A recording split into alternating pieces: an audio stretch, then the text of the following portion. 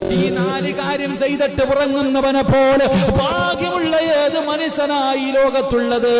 ഒന്ന്, അവൻ ഉറങ്ങുന്നത് ഖത്തമോദിയിട്ടാൽ സൂറത്തുൽ ഇഖ്ലാസ്, ഖുൽ ഹുവല്ലാഹു അഹദ്, ഖുൽ അഊദു ബിറബ്ബിൽ ഫലഖ്, ഖുൽ അഊദു ബിറബ്ബിൻ നാസ്, ഈ മൂന്ന് സൂറത്തുകൾ ഓതണം.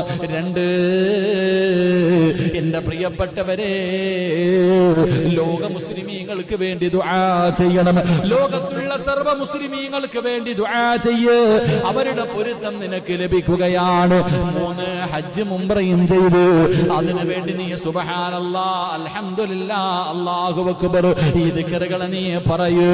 അവസാനം സല്ലല്ലാഹു അലാ മുഹമ്മദ് സല്ലല്ലാഹു അലൈഹി വസല്ലം ഒരു 10 സ്വലാത്ത് പറഞ്ഞ നാളെ പടച്ച റബ്ബിന്റെ പരലോകത്ത് ഒരു മനുഷ്യനും സഹായിക്കാനില്ലാത്ത ദിവസം അല്ലാഹുവിന്റെ പ്രവാചകന്റെ ശഫാഅത്ത്, അല്ലാഹുവിന്റെ റസൂലിന്റെ ശഫാഅത്ത് കിട്ടാനുള്ള ഭാഗ്യമാ.